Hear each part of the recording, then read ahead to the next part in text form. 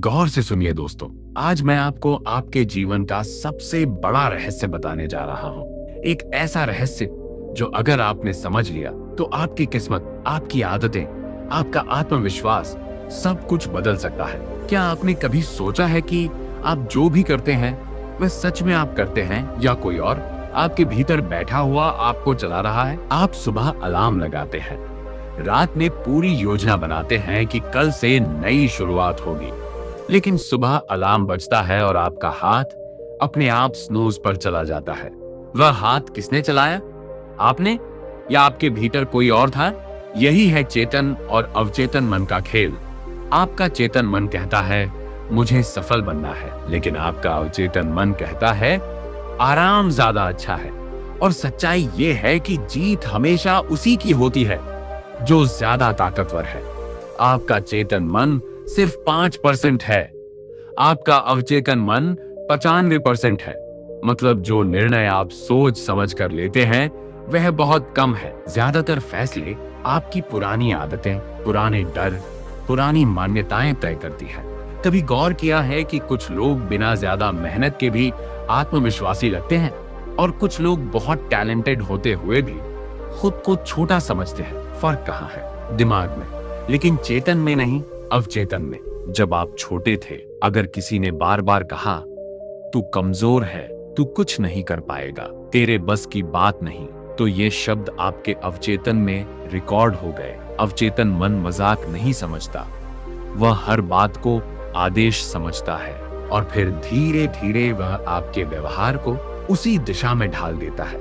यही कारण है कि कई लोग कोशिश करने से पहले ही हार मान लेते हैं, क्योंकि उनकी हार बाहर नहीं, अंदर तय हो चुकी होती है। लेकिन अब एक सवाल, क्या इसे बदला जा सकता है? हाँ, और यहीं से असली क्रांति शुरू होती है। आपका चेतन मन बीज बोता है, आपका अवचेतन मन खेत है। अगर आप रोज नकारात्मक विचार बोते रहेंगे तो खेत में वही उगेगा, लेकिन अगर आप बार बार सकारात्मक शक्तिशाली विचार डालना शुरू कर दें तो धीरे धीरे मिट्टी बदलने लगती है। लेकिन ध्यान रहे, एक दिन बोल देने से कुछ नहीं बदलता। अवचेतन मन रिपीटिशन से सीखता है, दोहराव से, भावना से। इसलिए जब आप खुद से कहते हैं मैं कर सकता हूं, तो उसे सिर्फ शब्द मत रहने दीजिए, उसे महसूस कीजिए।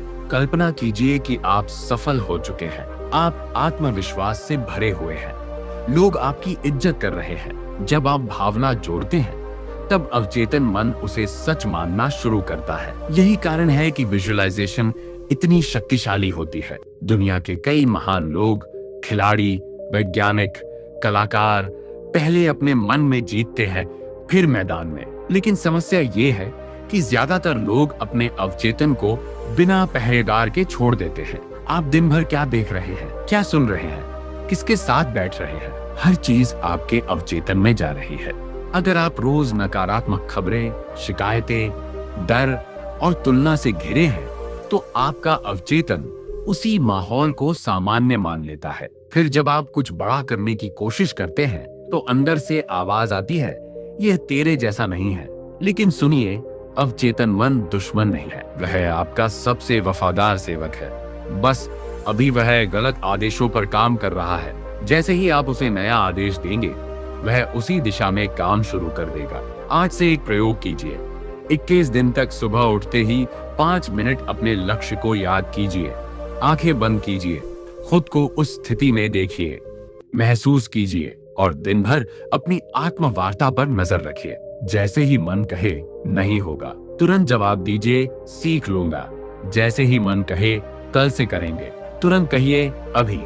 यही छोटे पल अवचेतन की प्रोग्रामिंग बदलते हैं। और याद रखिए, आपका अवचेतन मन तर्क से नहीं, भावना से चलता है। अगर आप डर के साथ कोई लक्ष्य देखेंगे तो वह उसे खतरा समझेगा।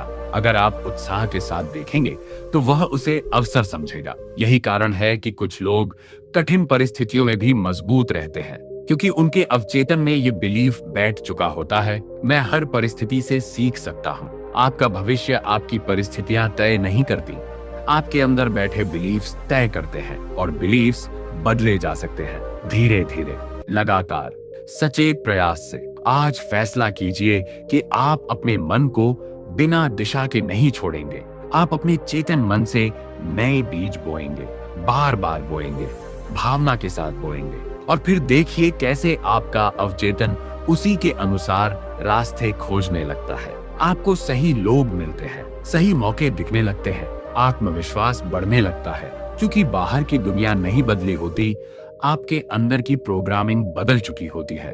और जिस दिन ये समझ आ गया कि आप अपने विचार नहीं हैं, आप अपने विचारों के स्वामी हैं, उस दिन से जिंदगी सच में बदलनी शुरू हो जाती है। याद रखिए, चेतन मन कप्तान है, अवचेतन मन जहाज है। अगर कप्तान सो जाएगा तो जहाज आदतों की दिशा में चलता रहेगा, लेकिन अगर कप्तान जाग गया तो वही जहाज आपको मंजिल तक पहुंचा देगा। अब सवाल ये नहीं है कि आपका मन कितना शक्तिशाली है, सवाल ये है कि आप उसके मालिक बनना चाहते हैं या गुलाम। फैसला आज कीजिए, क्योंकि असली लड़ाई बाहर नहीं, भीतर है।